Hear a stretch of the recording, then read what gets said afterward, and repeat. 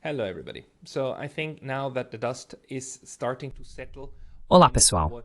Acho que agora que a poeira está começando a baixar sobre o que Donald Trump ontem chamou de Guerra de 12 Dias, em oposição a uma terceira Guerra do Golfo, devemos realmente nos perguntar o que vimos nas últimas 2 semanas.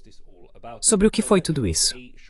Então vou fazer um vídeo curto hoje, apenas refletindo um pouco sobre o que tudo isso significa.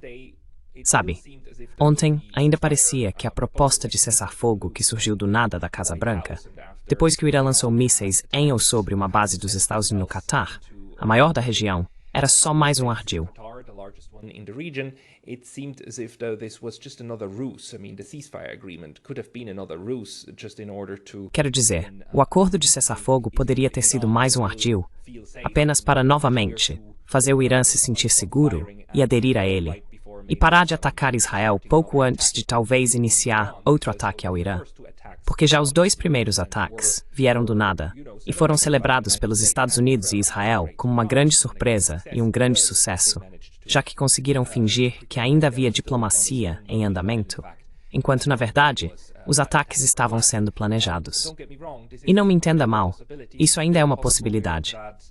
Ainda é possível que em alguns dias os ataques de Israel e dos Estados Unidos possam ser retomados contra o Irã. Isso ainda está em aberto.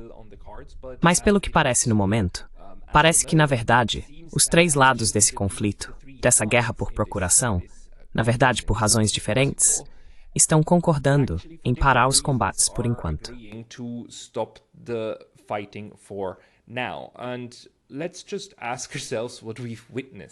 E vamos nos perguntar, o que testemunhamos nesse sentido nas últimas 2 semanas? Porque recebi mensagens de pessoas me perguntando, olha, isso tudo foi teatro? Isso tudo foi só faz de conta?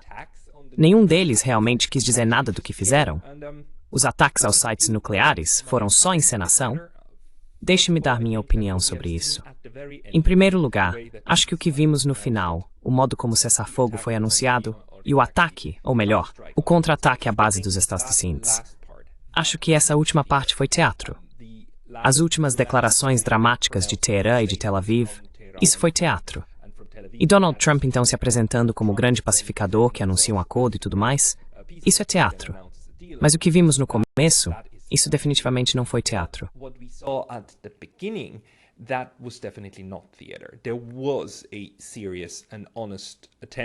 Houve uma tentativa séria e honesta, e muito séria, por parte de Israel e dos Estados Unidos, de realmente promover uma mudança de regime no Irã. A questão das armas nucleares, isso também foi um teatro, mas é um teatro que remonta a muito antes, pelo menos até 2018, quando Donald Trump saiu do JCPOA, que para todos os efeitos estava funcionando e comprovadamente funcionando. Portanto, se o objetivo fosse realmente restringir as capacidades nucleares do Irã, e não apenas uma fachada, então sair do JCPOA foi absolutamente contraproducente, ou não teria sido feito. E também as negociações nas quais os Estados Unidos estavam envolvidos com o Irã logo antes dos ataques começarem. Right before the attack started, the 6th round of negotiations were supposed to happen Sunday after. A 6ª rodada de negociações deveria acontecer no domingo, após o ataque de Israel. Essas negociações teriam continuado, e os Estados Unidos teriam impedido Israel de atacar o Irã, e certamente não teriam depois se gabado de terem colaborado com Israel no planejamento do ataque, dizendo que isso foi um grande sucesso tático. Definitivamente, o programa nuclear do Irã, isso foi apenas fachada, uma encenação sobre o que realmente está em jogo, quando, na verdade, o objetivo aqui, 2 semanas atrás, era realizar uma intervenção militar muito rápida e de alta intensidade no Irã, e colocar tudo em movimento para que isso resultasse no fim do Ayatollah e no fim da atual estrutura política do Irã. The current political structure of Iran, and we see how Vemos como, do ponto de vista israelense, isso realmente faz sentido, essa crença, porque apenas 2 anos atrás, ninguém acreditaria que Israel seria capaz de causar tanta destruição e devastação e cometer genocídio em Gaza. Ninguém acreditaria que eles conseguiriam decapitar o Hezbollah no Líbano e infligir danos como fizeram. E ninguém pensaria ser possível que a Síria colapsasse tão rapidamente quanto colapsou. Portanto, em termos da progressão dos objetivos de guerra israelenses e dos objetivos genocidas em sua própria região, eles alcançaram sucessos muito rápidos e também tiveram um sucesso considerável em obter não apoio global, mas apoio ocidental, europeu e norte-americano para suas ações em Gaza.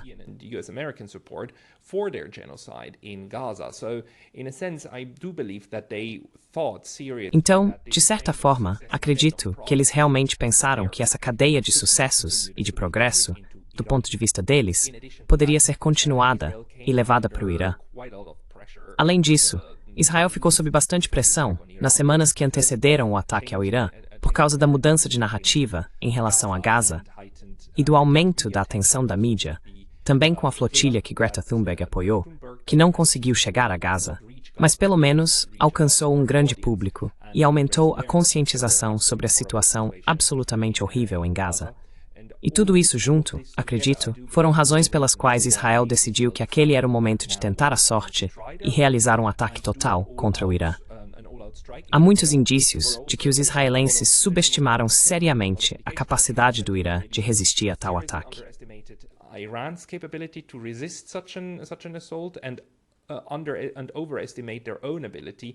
E superestimam sua própria capacidade de neutralizar qualquer resposta que venha do Irã. Vemos como o início dessa operação parece ter sido planejado muito bem, em conjunto com os americanos, para ter o máximo impacto sobre o Irã, atingindo o Irã sem muito aviso prévio, com o Irã desprevenido. Também vemos como eles tentaram imediatamente atacar as defesas aéreas do Irã e suas capacidades de contra-ataque. Mas apesar dos sucessos iniciais, isso não foi tão longe quanto Israel desejava, e o Irã conseguiu rapidamente mobilizar suas forças e, na verdade, revidar contra Israel de forma muito mais profunda do que aparentemente se esperava. Além disso, Israel foi rapidamente forçado a basicamente impor um apagão midiático para ocultar os danos reais que estavam sendo causados, porque isso é algo que obviamente não queriam mostrar. Because this is something that they obviously didn't want to show. They wanted to keep this pretense of overwhelming. Eles queriam manter essa aparência de força esmagadora e indestrutibilidade. Também vemos como os israelenses recorreram imediatamente a algumas de suas táticas de guerra favoritas, que incluem atacar infraestrutura civil, atacar infraestrutura de mídia, como a emissora pública em Teherã, e como, imediatamente, o número de vítimas do lado iraniano subiu para patamares muito mais altos, sendo as vítimas civis em maior número do que o contrário, já que o Irã tentou contra-atacar de forma proporcional e mirou instalações em retaliação pelos ataques às suas próprias instalações. Essa tem sido uma tática iraniana há anos para incentivar Israel a parar esses bombardeios do seu lado. E o Irã, desde o início, afirmou que, se os israelenses parassem, eles também cessariam seus contra-ataques.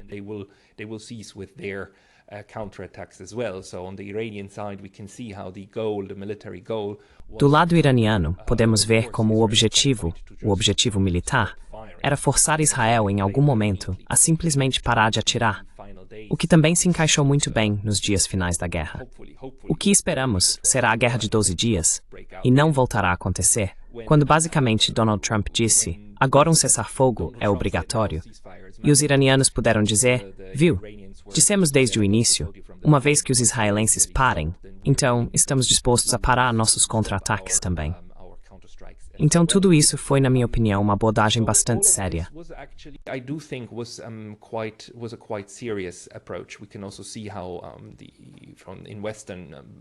Também podemos ver como na mídia ocidental, toda a narrativa de mudança de regime foi construída muito rapidamente, e como no Twitter, houve uma enxurrada imensa de bots e tweets automáticos pró-Israel, seja lá o que fossem, falando sobre o público geral iraniano estar prestes a se levantar, a se revoltar, a derrubar seu próprio governo, se apenas houvesse um pouco mais de bombardeios, e então tudo acabaria.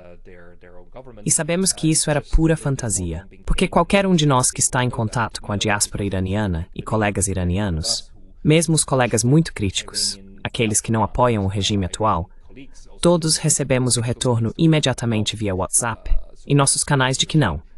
Isso foi condenado por todos eles.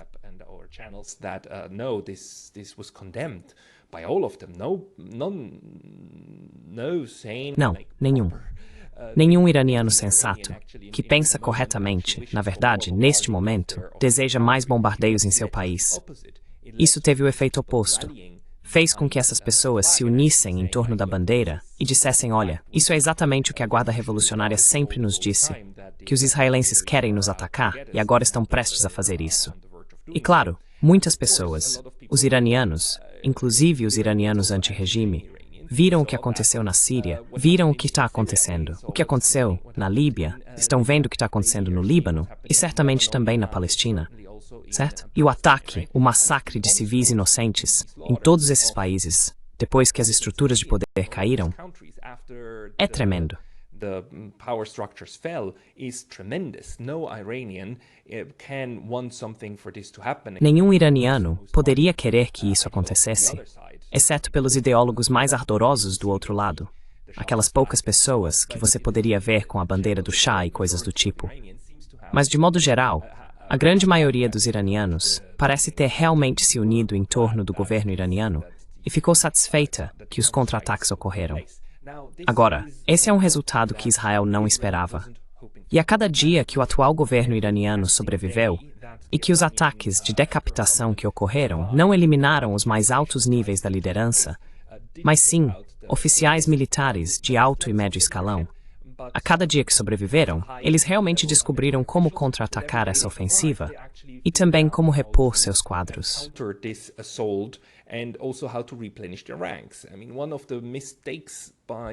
Quero dizer, um dos erros cometidos por Israel e pelos Estados Unidos foi pensar que ao simplesmente mirar nos principais oficiais militares e também nos principais cientistas que trabalham nesses programas nucleares, seria possível acabar com ambos. Que os militares simplesmente desertariam e os cientistas, todos fugiriam e tudo estaria resolvido, e então as pessoas se levantariam, e assim por diante. E isso não aconteceu.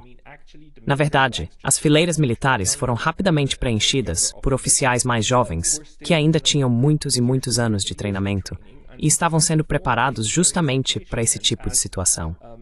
E como várias pessoas apontaram na internet, a estratégia militar do Irã não é baseada em ataque. Ela é baseada em defesa. É construída em torno da resiliência, exatamente para esse tipo de caso de ataque.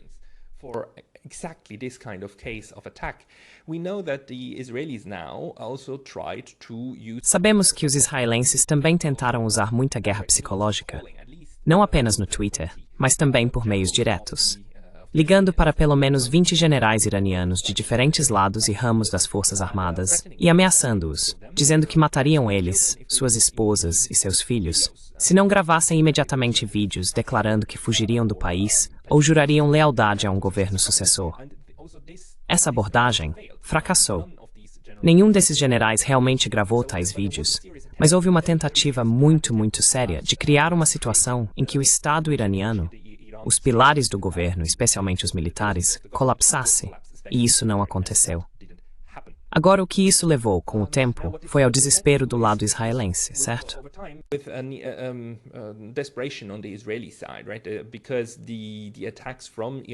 Porque os ataques do Irã, que passaram pelas defesas aéreas, continuaram, e mesmo que os israelenses continuassem dizendo que podiam derrubar a maioria das ameaças, que tinham um plano, e que as pessoas estavam sendo evacuadas, dava para ver claramente como Israel estava sofrendo pela primeira vez desde o início do genocídio contra Gaza.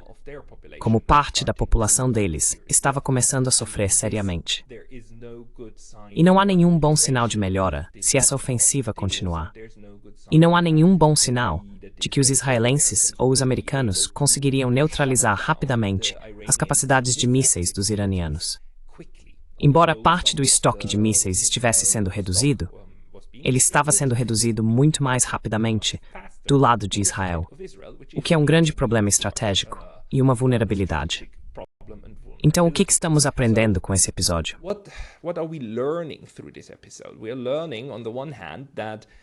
Estamos aprendendo, por um lado, que nem a Domo de Ferro de Israel, nem os outros sistemas de defesa que eles possuem, são impenetráveis. Na verdade, eles são relativamente frágeis. Já sabíamos parte disso antes. Só não sabíamos até onde um ataque coordenado do lado iraniano poderia chegar. Por coordenado, quero dizer um ataque estruturado com muitos mísseis e lançamentos de mísseis e assim por diante. Não sabíamos o que realmente seria possível, mas aparentemente muita coisa é possível. O Irã é capaz de atingir praticamente qualquer alvo que realmente queira, incluindo a sede do Mossad e sua infraestrutura, à vontade. Portanto, se os iranianos decidirem que algo será atingido, se usarem mísseis suficientes, eles conseguirão. Ponto final.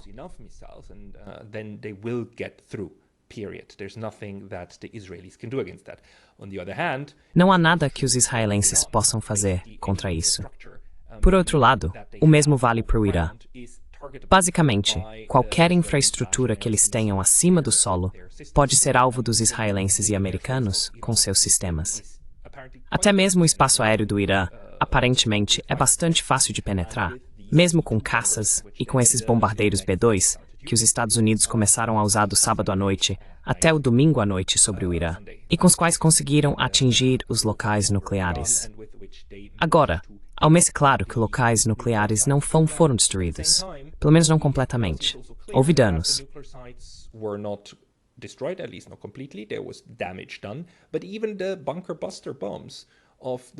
Mas nem mesmo as bombas Bunker Buster dos Estados Unidos aparentemente conseguiram causar danos completos. Também devo dizer que parte do motivo pelo qual as pessoas acham que tudo isso foi um grande espetáculo e encenação é porque agora sabemos que, aparentemente, os iranianos conseguiram evacuar as centrífugas e o material físsil que tinham em Fordow, pois o boato é que eles foram avisados de antemão que esses ataques aconteceriam.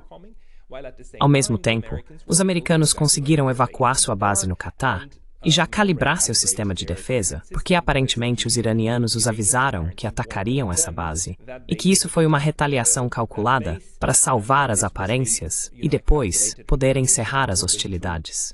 O que novamente faz com que as pessoas vejam isso como uma encenação.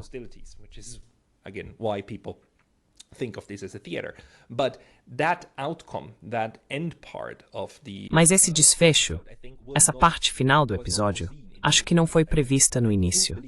Eu realmente acredito que, pelo menos na primeira semana do ataque, a ideia era uma rápida derrubada do governo.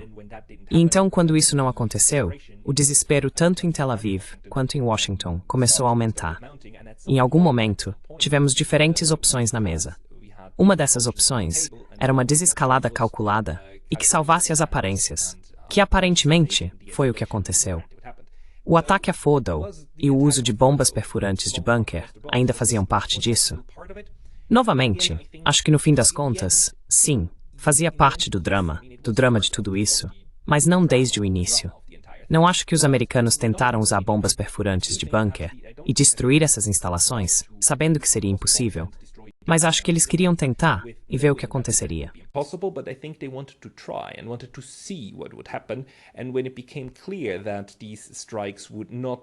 E quando ficou claro que esses ataques não levariam à destruição completa e a uma vitória imediata e enorme de relações públicas, eles inventaram uma vitória de relações públicas e tentaram explicar esse ataque da forma mais favorável possível para si mesmos, incluindo, é claro, a propaganda de que bombardeiros B-2 decolaram dos Estados Unidos, sobrevoaram o Irã, atingiram exatamente o alvo que queriam atingir e voltaram. Assim, o Irã precisa aprender que ninguém mexe com os americanos.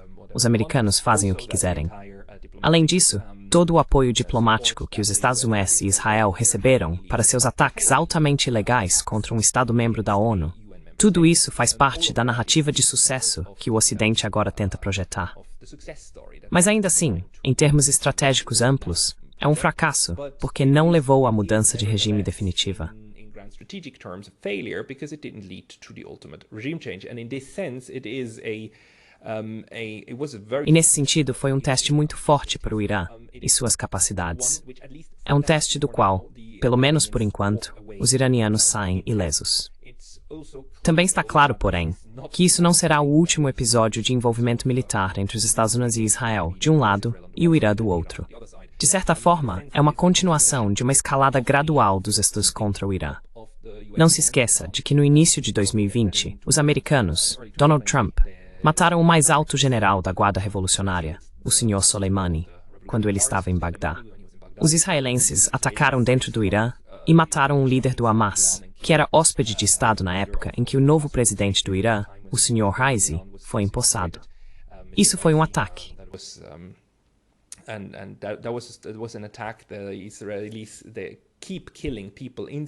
Os israelenses continuam matando pessoas dentro do Irã.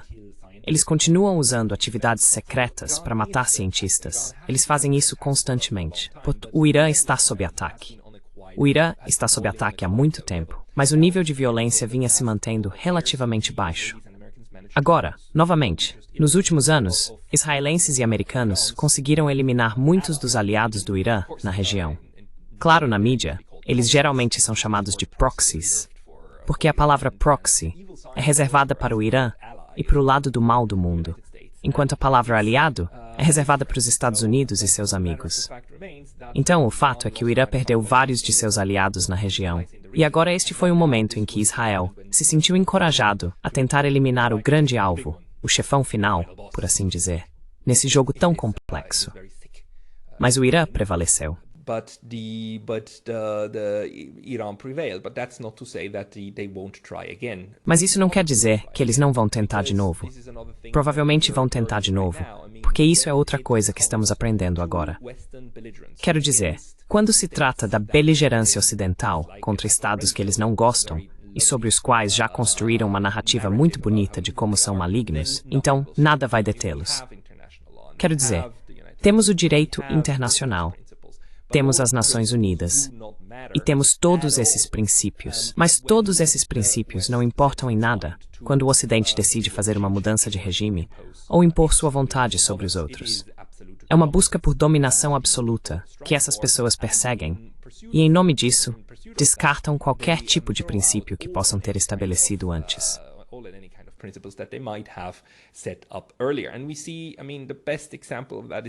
E vemos, quero dizer, o melhor exemplo disso é o que veio da Europa. Acho que a França foi a única que não ficou muito satisfeita com os Estados Unidos atacando, depois atacando diretamente, e todos os outros, sabe, especialmente os alemães, aplaudiram isso. Olaf Scholz. Não Olaf Scholz, desculpe, Friedrich Merz, o novo chanceler da Alemanha. Ele usou esse agora infame slogan de que Israel está fazendo o nosso trabalho sujo. Isso é muito importante. Que alguém faça o trabalho sujo por nós. E é simplesmente, a desonestidade é horrível. Mas isso também significa que o Ocidente está disposto a jogar fora esses princípios. O Ocidente está disposto a descartar alguns dos tratados internacionais mais importantes e fundamentais que temos. Não estou falando apenas da Carta das Nações Unidas.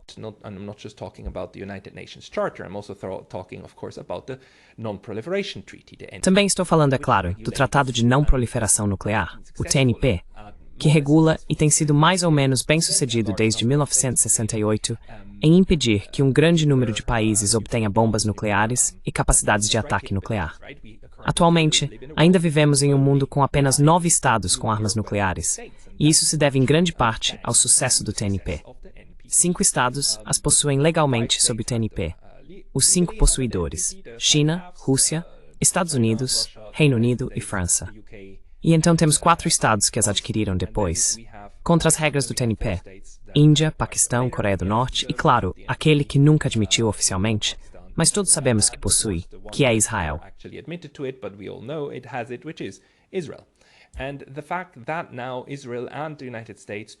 E o fato de que agora Israel e os Estados Unidos, 2 estados com armas nucleares, atacaram um estado sem armas nucleares, só contribui para a situação mundial, na qual a Rússia também violou as fronteiras de um estado sem armas nucleares, a Ucrânia.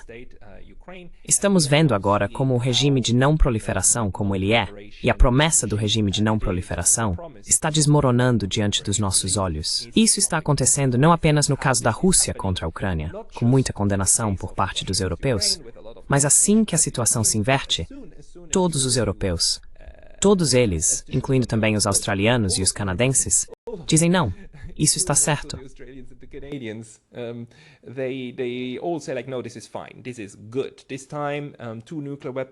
Isso é bom. Desta vez, 2 estados com armas nucleares estão atacando um estado sem armas nucleares. Nós gostamos disso. Isso é legal. Isso obviamente envia uma mensagem muito clara para o resto do mundo, que é tipo, tudo bem, esse TNP, esse negócio de não proliferação aqui, não vai adiantar nada. Além disso, o fato é que você sabe, a Coreia do Norte conseguiu armas nucleares e não foi atacada por um estado com armas nucleares. Paquistão e Índia, os únicos que já pensaram em atacá-los foram eles mesmos. Então eles são estados com armas nucleares.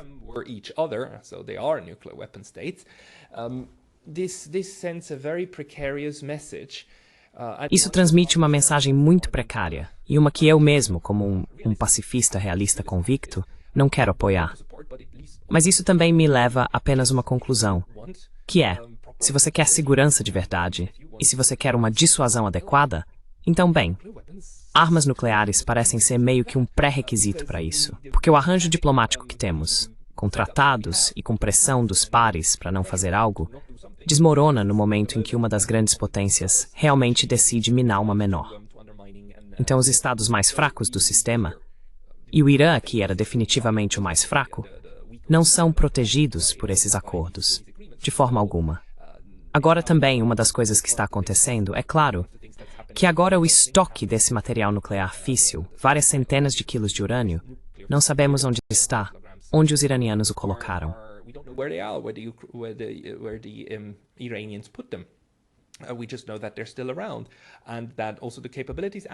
Nós apenas sabemos que eles ainda estão por aí e que as capacidades e o conhecimento para fabricar essas armas ainda existem no Irã. E embora o Irã tivesse uma política interna muito clara de não desenvolver essas armas, eu realmente acho que eles vão reconsiderar seriamente essa política agora. E deveriam mesmo, porque parece que a abordagem deles não funcionou. Toda a ideia de manter o espectro de uma bomba no futuro, mesmo tendo uma política que não permite possuí-la, não funcionou. Isso não dissuadiu os Estados Unidos. Pelo contrário, deu aos Estados Unidos e a Israel uma desculpa e depois uniu todos os outros em torno deles para realizar esse ataque. Então, isso agora levanta a questão. Bem, antes de tudo, o episódio acabou. O episódio acabou por enquanto. First of all, is the episode over? The episode is over for now. I think there's going to be a break because all. Acho que vai haver uma pausa, porque todos os lados realmente precisam de uma pausa por motivos diferentes. Israel precisa reabastecer suas capacidades. O mesmo vale para o Irã e também para os Estados Unidos. Existem bons motivos para Donald Trump encerrar isso. Um deles, claro, é que sua base MAGA está se fragmentando e ele não quer abrir mão completamente da imagem que construiu. Por outro lado, o que Brian Berlet chama de continuidade da agenda, os Estados Unidos seguindo em uma única direção, e apenas nessa direção. Essa trajetória não mudou. Talvez a linha do tempo tenha mudado, mas a trajetória provavelmente não. É apenas uma questão de tempo até que Israel e os Estados Unidos tentem algo assim novamente. E pode ser mais cedo do que tarde, porque agora eles sabem do tipo de capacidade militar que os iranianos têm, se realmente se dedicarem a isso. E sabemos que Israel, antes, com sua vizinhança imediata, tinha uma política de atacar um depois por mim, e atacar de novo e parar. Striking everybody and then stopping and striking again and stopping, and they used to call this mowing the lawn when it came to E eles costumavam chamar isso de cortar a grama quando se tratava dos palestinos em Gaza e na Cisjordânia. Tentar, de forma esporádica, dizimar novamente as capacidades de quem eles percebem como seus inimigos imediatos. Então, não me surpreenderia nem um pouco. Na verdade, é exatamente o que espero, que eles tentem aplicar isso também ao Irã. E não vamos esquecer que os israelenses também têm uma longa história de quebrar seus próprios cessar-fogos. Embora, quando se trata do Irã, eles provavelmente vão pensar duas vezes, porque o Irã deixou absolutamente claro que vai revidar. Eles não vão aceitar coisas como o que os sírios tiveram que aceitar, onde Israel simplesmente, de tempos em tempos, a cada poucos meses, bombardeia novamente as pistas e os prédios do aeroporto de Damasco.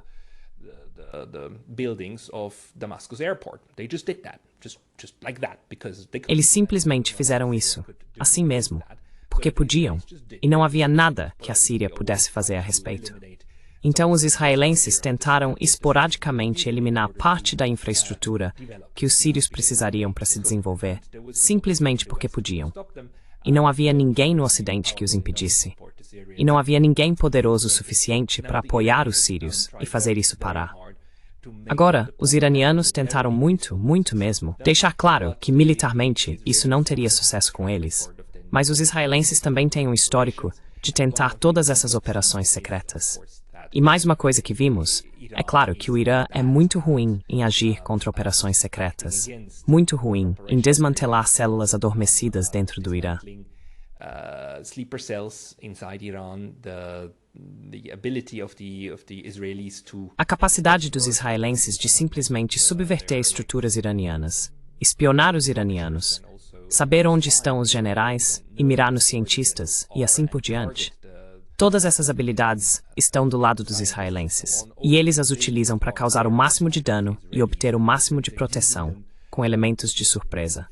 Isso é algo com o qual o Irã vai precisar se preocupar 24 horas por dia, 365 dias por ano, a partir de agora. Eles precisam encontrar uma maneira de desmontar isso e tornar suas próprias comunicações muito mais seguras. Então, episódio encerrado por enquanto. Guerra? Definitivamente não. Isso é apenas o fim de uma batalha.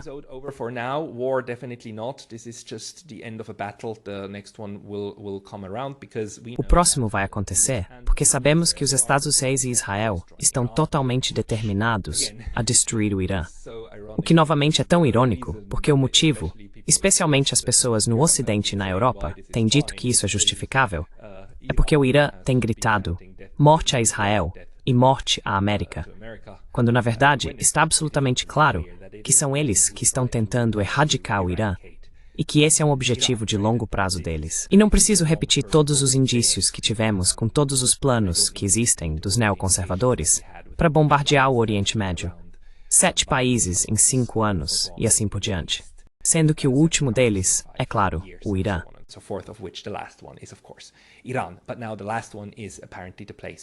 Mas agora, aparentemente, o último ponto é onde eles encontraram um obstáculo intransponível, pelo menos por enquanto.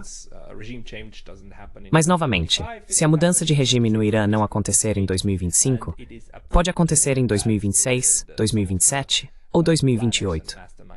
E está absolutamente claro que alguns dos planejadores e mentores desses tipos de esquemas nefastos, tanto em Washington quanto em Tel Aviv, já estão trabalhando no próximo episódio. Mas, pelo menos por um curto período de tempo, parece haver um cessar-fogo. Quais são as consequências disso? Novamente, uma das consequências é definitivamente que o TNP está agora em sério perigo, se não terminalmente doente. Não vejo como qualquer Estado mais ou menos razoável e racional não tome isso como um indicativo muito importante para repensar suas doutrinas nucleares.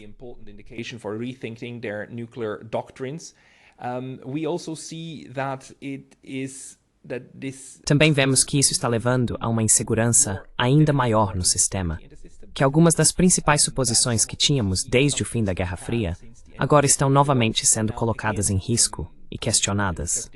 E isso não é apenas, como os europeus gostam de dizer, por causa do ataque da Rússia à Ucrânia. Agora também é por causa do ataque dos Estados Unidos e de Israel ao Irã. É apenas mais instabilidade, mais motivos para se preocupar com o que estados desonestos como os Estados Unidos são capazes e estão dispostos a fazer para alcançar seus objetivos. Mesmo que esses objetivos sejam estúpidos, inalcançáveis, ou novamente, essa forma desonesta de comunicar o que você realmente quer. Isso precisa preocupar a todos, e vai preocupar. Vemos que esse episódio causou novas fraturas.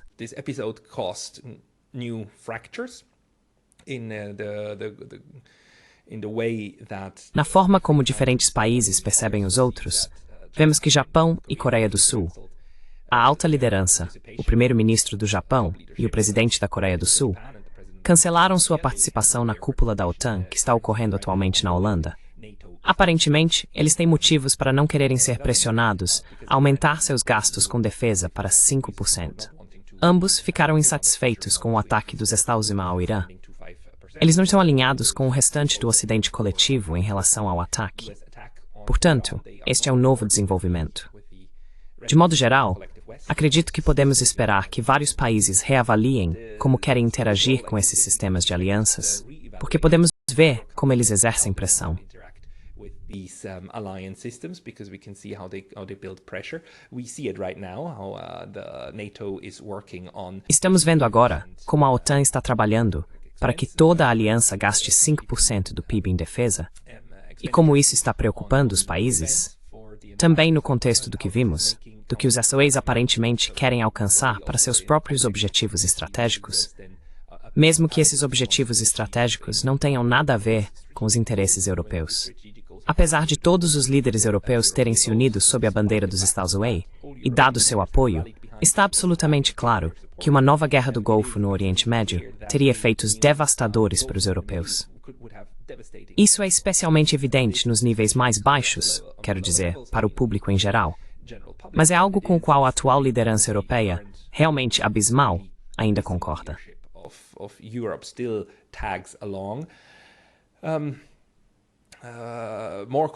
Mais consequências são que provavelmente veremos uma coordenação mais próxima entre Irã, Rússia e China. Com certeza. Sabemos que, antes deste episódio, foram os iranianos que disseram não, obrigado, a uma aliança militar rígida com os russos. Mesmo que os russos tenham oferecido um pacto de defesa mútua, foram os iranianos que recusaram.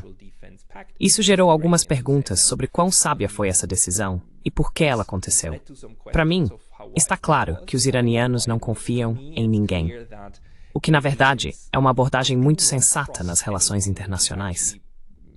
Apesar de terem uma boa relação com a Rússia, os iranianos não esqueceram que foi a União Soviética que, em 1942-43, os invadiu quando o Irã estava neutro durante a Segunda Guerra Mundial. Depois de serem acusados de serem muito amigáveis com os alemães, foram invadidos pela União Soviética e pelos britânicos juntos.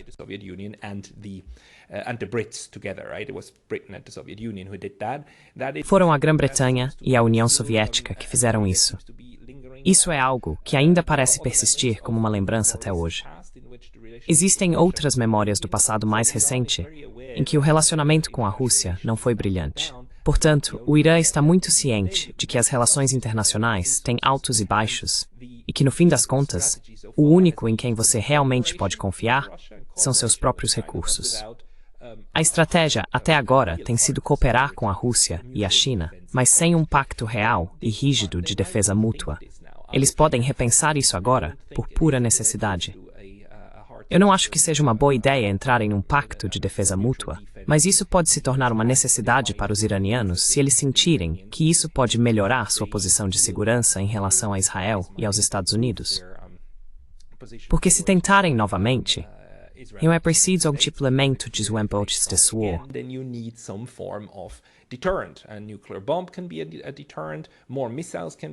Uma bomba nuclear pode ser um fator de dissuasão. Mais mísseis podem ser um fator de dissuasão. Mas também um acordo de defesa militar com a Rússia pode ser outro fator de dissuasão, certo? Então, eles vão pensar nesses termos de como aumentar sua capacidade de dissuasão, porque é exatamente nessa mesma categoria que o Ocidente está pensando. E neste momento, realmente, os iranianos provaram que entendem que precisam igualar esse tipo de belicismo com capacidades do seu próprio lado. No entanto, levando em conta que os iranianos têm sido relativamente bem-sucedidos até agora em criar suas próprias capacidades de defesa autônomas, podemos esperar que eles tentem continuar fazendo isso o mais rápido possível.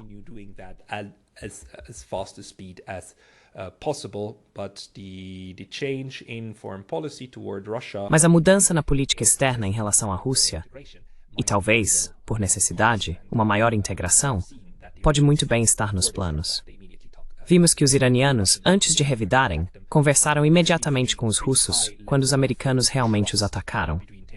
Existe um nível bastante alto de confiança entre Teherã e Moscou, pelo menos quando se trata de escalada e de buscar conselhos mútuos. Eu ficaria surpreso se algo semelhante não estivesse acontecendo também com a China, embora seja difícil prever exatamente o que será. Mas faria mais sentido se talvez não uma aliança militar, mas uma cooperação ampliada fosse um resultado imediato desse episódio.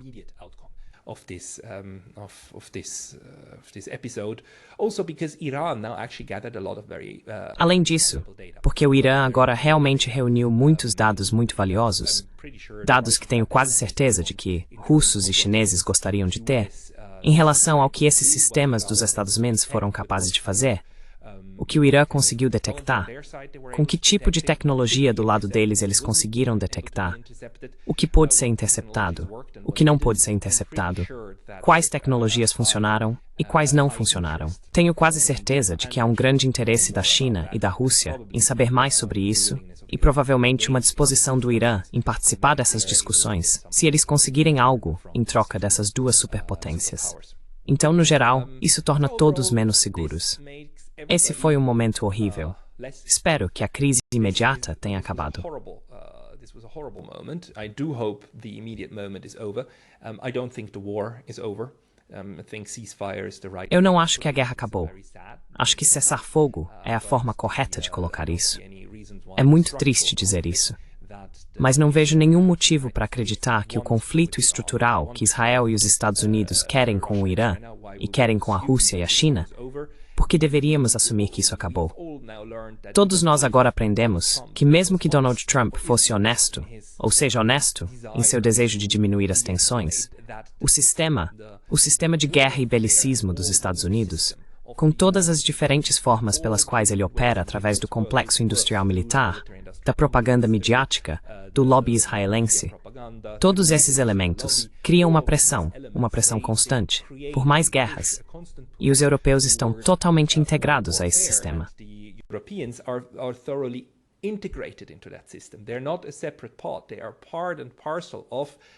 Eles não são uma parte separada. Eles são parte integrante desse sistema que então impulsiona soluções militares para problemas diplomáticos que deveriam ser tratados em um nível completamente diferente. Mas, infelizmente, esse é o sistema que o Ocidente coletivo, construiu, e esse sistema é extremamente resiliente. Para a Rússia, China, Irã e assim por diante, a questão sempre será como interagir com esse sistema de violência em massa e guerra. Mas, por enquanto, acho que o que estamos vendo é pelo menos a capacidade, novamente, a capacidade da Rússia de resistir a essa guerra por procuração ou a guerra de coalizão que foi travada contra ela. This proxy war or the coalition war that was waged against it, we see now Iran's ability to at least fend. Agora vemos a capacidade do Irã de pelo menos se defender desse primeiro ataque em grande escala. Não o primeiro ataque em si, mas o primeiro ataque nesse nível de violência. Veremos se o Ocidente realmente aprende com isso, que não deve tentar repetir ou tentar fazer o mesmo com a China. Mas o Ocidente, o sistema de violência em massa, infelizmente tem um histórico muito ruim de aprender com esses erros, porque, e já mencionei isso em outros episódios também, a vitória não é necessariamente o objetivo. Apenas causar caos e sofrimento ao outro lado já é uma forma de vitória. É algo que eles querem alcançar, mesmo que isso tenha um custo para eles mesmos. Então o sistema é um que quer infligir sofrimento aos outros, não necessariamente alcançar uma vitória total.